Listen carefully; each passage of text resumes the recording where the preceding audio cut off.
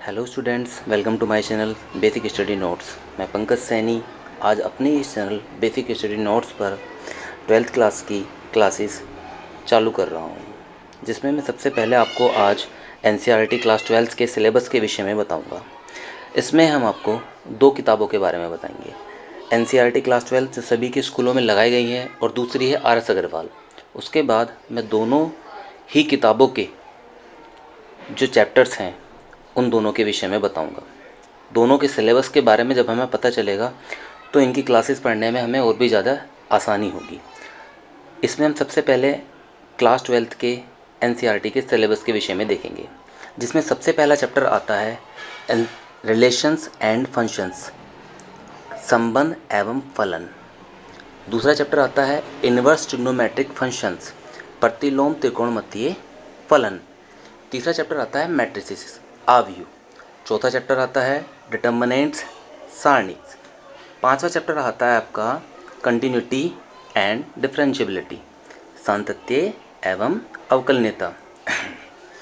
छठा चैप्टर है आपका एप्लीकेशन ऑफ डेरिवेटिव्स, अवकलज के अनुप्रयोग। सातवां चैप्टर है आपका इंटीग्रल्स, समाकलन। आठवां चैप्टर आपका एप्लीकेशंस ऑफ इंटीग्रल्स, समाकलनों के अनुप्रयोग। नौवां चैप्टर है आपका डिफरेंशियल इक्वेशन, अवकल समीकरण। 10वां चैप्टर है आपका वेक्टर अलजेब्रा, सदिश बीजगणित। 11वां चैप्टर है आपका 3 डायमेंशनल ज्योमेट्री, त्रिविमीय ज्यामिति। 12वां चैप्टर है आपका लीनियर प्रोग्रामिंग, रैखिक प्रोग्रामन। और 13वां चैप्टर है आपका प्रोबेबिलिटी, प्रायिकता। ये मैंने चैप्टर्स आपको हिंदी और इंग्लिश दोनों में इसलिए दिखाए हैं क्योंकि जो RS अग्रवाल की बुक है उसमें जो सिलेबस है वो केवल आपका इंग्लिश में है, लेकिन हम इंग्लिश की उस बुक को हिंदी और इंग्लिश दोनों में बताएंगे, जिसमें आपको बहुत आसानी होगी। क्योंकि 12th के बाद जब आप कुछ भी करेंगे तो आपको सिलेबस सब इंग्लिश में ही मिलना है, इसलिए हिंदी वाले बच्चों को हिंदी में पढ़ने में आसानी होगी और इंग्लिश वाले जो बच्चे हैं उन्हें तो कोई दिक्कत होनी नहीं है। अगर किसी बच्चे को इंग्लिश से हिंदी में कोई दिक्कत आती है, हिंदी से इंग्लिश में कोई दिक्कत आती है, तो उसके विषय में वो कमेंट करके हमसे पूछ सकता है। आइए अब बात करते हैं RS अग्रवाल के सिलेबस की, जिसमें हम दोनों ही किताबों के एनसीईआरटी की किताब और RS की किताब दोनों के ही सिलेबस की तुलना करेंगे। तुलना में केवल अंतर इतना है कि चैप्टर यही हैं, लेकिन जो RS की किताब है उसमें सिलेबस को कंटेंट के हिसाब से चैप्टर को अलग अलग चैप्टरों में बांटा गया है। एक ही चैप्टर को तीन तीन चैप्टरों में बांट दिया गया है। उसमें हम दोनों चैप्टरों की तुलना करेंगे। देखिए कैसे। हमारा सबसे पहला चैप्टर एनसीईआरटी की किताब में था रिलेशन एंड फंक्शन, लेकिन इन्होंने पहले ही चैप्टर को 3 चैप्टरों में बांट दिया, जिसमें पहला चैप्टर बांटा इन्होंने रिलेशन का, दूसरा बांटा फंक्शन का, तीसरा बांटा बाइनरी ऑपरेशंस का। दूसरा चैप्टर केवल एक ही पार्ट में है, इनवर्स ट्रिग्नोमेट्रिक फंक्शन। तीसरा चैप्टर है आपका मैट्रिसेस। चौथा चैप्टर को इन्होंने 3 चैप्टरों में डिवाइड कर दिया, determinants, adjoint and inverse of a matrix, system of linear equations.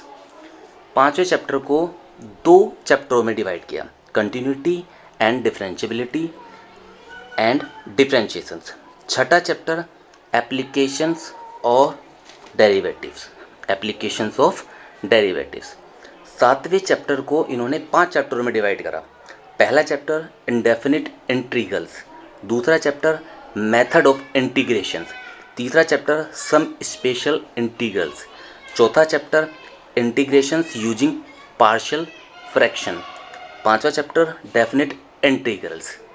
आठवां चैप्टर है आपका एरिया ऑफ बाउंडेड लाइंस।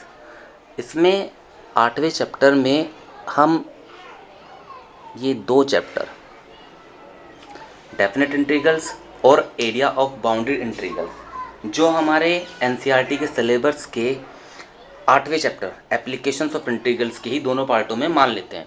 हमने इन चैप्टरों को अपने अकॉर्डिंग ही इस तरीके से डिवाइड करा है जिससे आप इन चैप्टरों को पढ़ने में बहुत ज़्यादा आसानी महसूस करो। इसके बाद 9वां चैप्टर है आपका, जिसे 4 चैप्टरों में हमने मान लिया। पहला है differential equations with variable separable, differential equations and there formation, homogeneous differential equation, linear differential equations.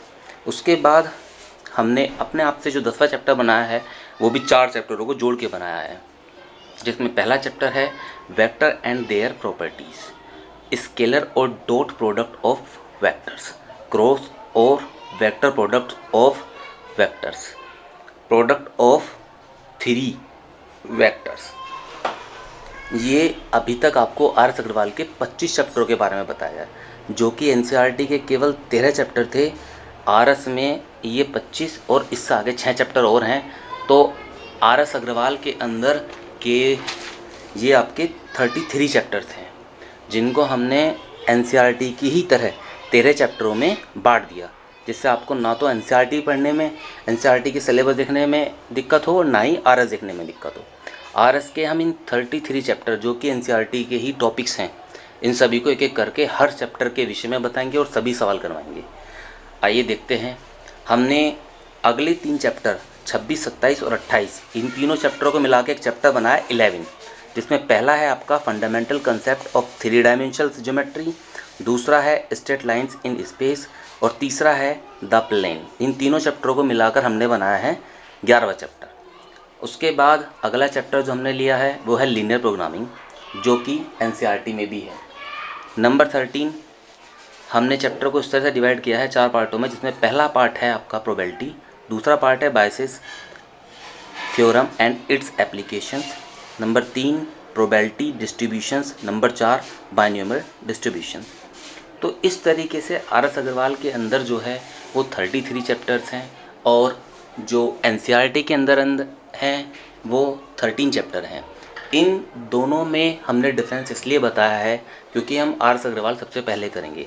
R S Agarwal करने के बाद हमारी एनसीईआरटी केवल विद इन 2 वीक्स में हम पूरी करा देंगे, जिसमें अधिकतर हम सब क्या करते हैं कि पूरे 6 से 7 मंथ केवल एनसीईआरटी पूरी करने में ही लगा देते हैं। अगर हम अब सब ध्यान से पढ़ेंगे, आप सारी वीडियोस देखोगे, तो यही आपकी विद इन 2-3 मंथ्स के अंदर आर एस कंप्लीट हो जाएगी। और आर एस कंप्लीट होने के बाद आप अपनी एनसीईआरटी को अपने आप ही 2 मंथ और विद इन 2 वीक्स कंप्लीट कर सकते हैं, जिसमें मैं आपकी फुल हेल्प करूँगा, चाहे मैं आपको लाइव वीडियो दूँ या कुछ भी। ठीक है, थैंक यू स्टूडेंट्स।